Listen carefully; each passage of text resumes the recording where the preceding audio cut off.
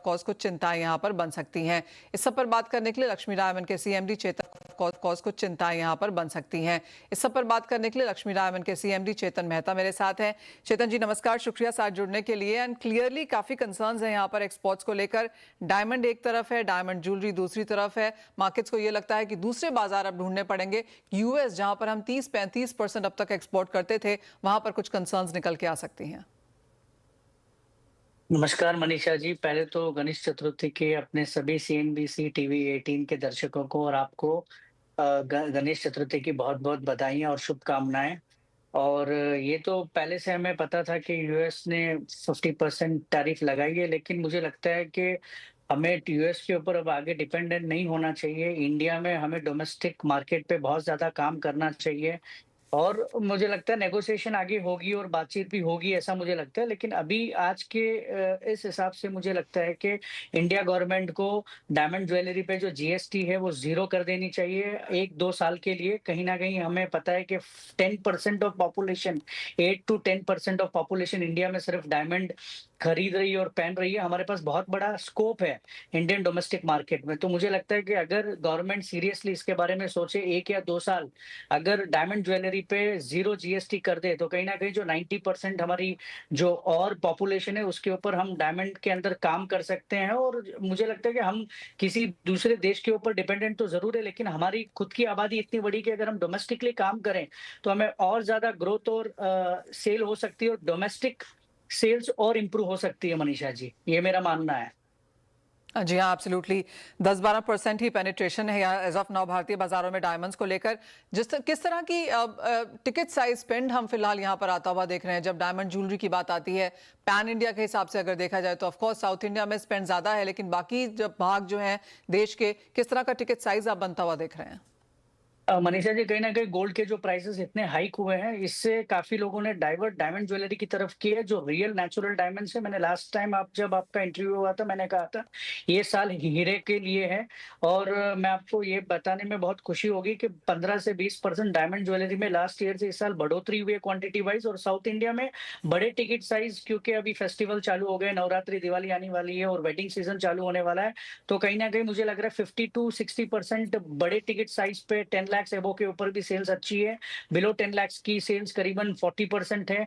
Light weight का तो वैसे भी बड़ा मार्केट है, डायमंड ज्वेलरी का बहुत बड़ा मार्केट है। लेकिन जो पहले में लाइट वेट डायमंड ज्वेलरी का जो साइज बहुत बड़ा मार्केट था, कहीं न कहीं 20-30% पोर्शन अभी बड़ी टिकट साइज सेल पर गया है। और साउथ इंडिया में तो जैसे आपको पता है कि सबसे बेस्ट क्वालिटी के और अच्छी क्वालिटी के डायमंड सबसे ज्यादा साउथ इंडिया में यूज हुए जाते हैं। तो बड़े साइज की टिकट साइज बड़ी वाली बहुत अच्छी डिमांड में है। और ये साल मुझे लगता है कि जब हमारा सेकंड, थर्ड, फोर्थ क्वार्टर खत्म होगा तो बड़ी सेल हमारी डायमंड ज्वेलरी की तरफ इस साल आएगी मनीषा जी। हम्म। चेतन जी, आपने एक चीज यहाँ पर जीएसटी को लेकर कही और एक बार फिर उसी को रिविजिट यहाँ पर करना चाहेंगे। जैसे आपने कहा जीरो का ड्यूटी कर देना चाहिए, जीरो जीएसटी कर देना चाहिए डायमंड ज्वेलरी पर आने वाले कुछ समय के लिए। अगर वो हो जाता है तो एब्सोल्युटली एक बहुत बड़ा चीयर होगा। सरकार ने कहा भी है, लगातार काफी सारी मिनिस्ट्रीज ये कह भी रही हैं कि इन वर्ड देखना पड़ेगा, डोमेस्टिक डिमांड यहाँ पर अच्छी है और एक डोर बंद हुआ है लेकिन बाकी कंट्रीज में यहाँ पर एक्सपोर्ट देखने को मिलेगा। और जीएसटी के थ्रू वो इस तरह से उसको रैशनलाइज करेंगे कि लोगों के हाथ में ज्यादा पैसा आए। तो ये सारी काफी चीजें कही गई हैं। अगर ये होता है तो जैसे आपने कहा बहुत बड़ा पॉजिटिव है। अगर ये नहीं होता और अगर ये थोड़ा कम भी होता है, उसके साथ साथ इंडस्ट्री क्या चाहेगी सरकार से? बस हम सरकार को यही चाहेंगे कि कहीं न कहीं के हमें हमारे डोमेस्टिक मार्केट को बूस्ट करने की बहुत ज़रूरत है। और कहीं न कहीं सरकार को बहुत सीरियसली सोचना पड़ेगा कि हम जो दूसरे कंट्रीज़ पे डिपेंडेंट है, कहीं न कहीं हमारे भारत में इतनी बड़ी पॉपुलेशन है, इतना बड़ा इन्वेस्टमेंट है, कहीं न कहीं बहुत ज़्यादा जगह है जहाँ लोग ज्वेलरी में इन्वेस्ट करना चाहते हैं। तो मैं यही चाहूँगा कि अगर हमें जीएसटी में राहत मिलती है, चाहे गोल्ड और डायमंड ज्वेलरी में, तो कहीं न कहीं ये बहुत अच्छी सेल और संकेत होगा और हमारे डोमेस्टिक मार्केट में बहुत ज़्यादा पुशअप्स मिलेगा। लेकिन अगर कहीं न कहीं गवर्नमेंट वो जीएसटी में कुछ चेंजेस नहीं ला पाएगी, तो कहीं न कहीं हमें ये डिफ़िकल्टी होगी कि आगे सेल्स में कहीं न कहीं हमें जीएसटी को लेकर कहीं न कहीं तकलीफें तो होंगी मनीषा जी। और कहीं न कहीं दूसरी मार्केट की तरफ हमें दौड़ना होगा। लेकिन मुझे लगता है भारत सरकार को सीरियस तरफ से सोचना चाहिए कि ये डोमेस्टिक मार्केट इतना बड़ा है, कहीं न कहीं जीएसटी पे 100% वो काम करके कम करें। यही हमारी माँग रहेगी और इसके ऊपर हम ज़ोर कर रहे हैं कि वो जीएसटी कम करें, कहीं न कहीं सेल बढ़ाएँ हमारे डोमेस्टिक की, तो हम कहीं डिपेंडेंट नहीं रहें हैं। अब हमें लगता है कि हम ज़्यादा जब डिपेंडेंट हो रहे हैं तो कहीं न कहीं दूसरे देश हमारा बेनिफिट ले रहे हैं, तो ये बेनिफिट उनको ना मिले। हमारे खुद के देश के अंदर जो डोमेस्टिक ग्रोथ है उसको हम बहुत अच्छे से करें। तो मुझे लगता है सरकार इसके बारे में सोचेगी और मैं पॉजिटिव हूँ। कहीं न कहीं सरकार इसके बारे में काम करेगी मनीषा जी। हुँ। चेतन जी, जहाँ आपने टिकट साइज़ की बात करी, तो किस तरह की बढ़त हम यहाँ पर आता हुआ देख रहे हैं? क्योंकि हम जानते हैं कि जो मिडल कैरेटेजेस डायमंड हैं, वो हमेशा थोड़ा-सा अटक जाते हैं। स्मॉल कैरेटेजेस या फिर वो 2-3 कैरेट के ऊपर वाले जो डायमंड्स हैं, वो ज़्यादा रहते हैं। किस तरह के कैरेटेजेस आप यहाँ पर फिलहाल बिकता हुआ देख रहे हैं? कहीं न कहीं जो अपने जो 2 सेंट से लेकर जो 10-12 सेंट्स के डायमंड्स हैं, उस साइज़ की कैटेगरी ज़्यादा ज्वेलरी में यूज़ हुई जाती है। उसी की सेल 80 से 90% होती है और 5 से 10% सॉलिटर्स और पॉइंटर्स की होती है।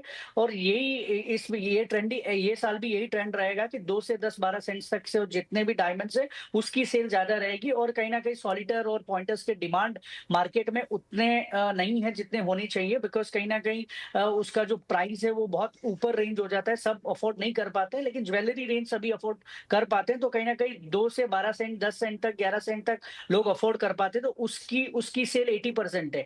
बाकी के जो 20% है उसमें आपके 50 सेंट, 60 सेंट और 1 कैरेट के साइज़ेस आ गए। तो यही टिकट साइज़ अभी चलेगा मनीषा जी, यही साइज़ेस ऑफ डायमंड ज्वेलरी अभी मार्केट में चल रहे हैं और यही आने वाले 5-10 साल तक यही फ्यूचर लग रहा है मुझे।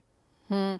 चेतन जी, काफ़ी हद तक जिस तरह से हमने लोअर कैरेटेजेस अलाउ होते हुए देखी हैं, गोल्ड के लिहाज से आपको लगता है वो भी एक चलन है जो मार्केट अब लेता हुआ देख रही है? क्योंकि 22 से 18 से 14 से और अब 12 और 9 कैरेटेजेस जब अलाउ हो गई हैं, आपको आपको उसकी तरफ ज़्यादा झुकाव आता हुआ दिख रहा है?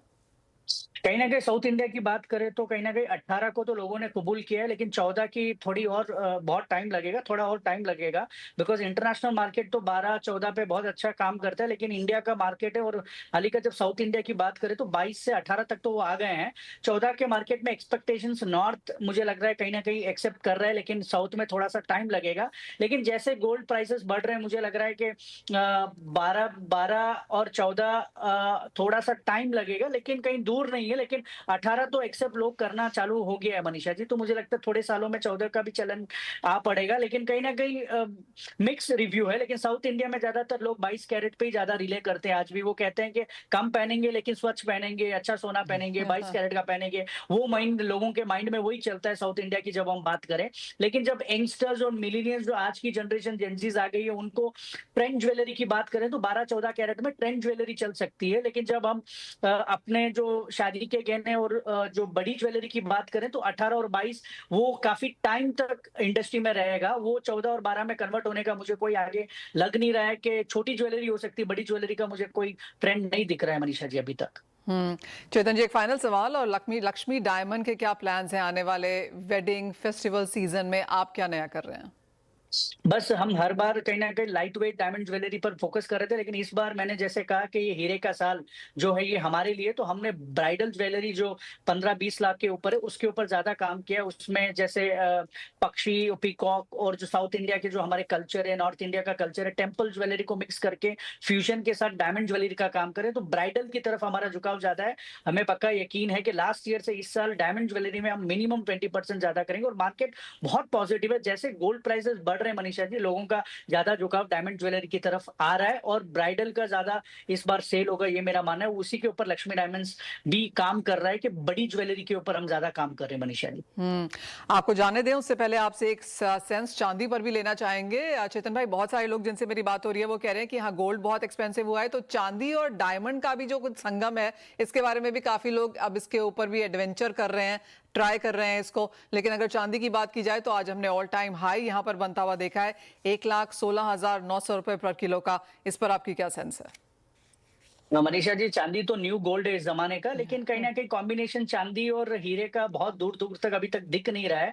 हाँ, हुँ। ठीक है, कोई ट्राई कर सकता है, मुझे नहीं लगता है कि उसका बहुत बड़ा मार्केट होगा। हो सकता है कि जो सीवीडी है, वो चांदी के साथ बहुत अच्छा जा सकता है बिकॉज़ उसका रैप बनता है, लेकिन हुँ। नेचुरल डायमंड्स और सिल्वर का रैप मुझे कहीं अभी तक दिख नहीं रहा है। लेकिन कोई टेस्ट एंड ट्रायल करे, तो कहीं दूर नहीं, लेकिन अभी आने वाले 10 साल में तो मुझे चांदी और हीरे का कोई प्रोपोर्शनेट टारगेट नहीं लग रहा है मनीषा जी, क्योंकि हीरा सिर्फ़ सोने के साथ ही बहुत बेहतर बनता है बिकॉज़ वो जो ज्वेलरी उठ के आती है और कहीं न कहीं डायमंड प्राइसेज़ भी अच्छे हैं, तो उसके साथ ये कॉम्बिनेशन हो सकता है ट्रायल एरर हो सकता है, लेकिन मुझे फ्यूचर अभी फिलहाल 10 आने वाले 10 साल चाँदी और हीरे के साथ नहीं दिख रहे हैं मुझे। ऑलराइट, ठीक है।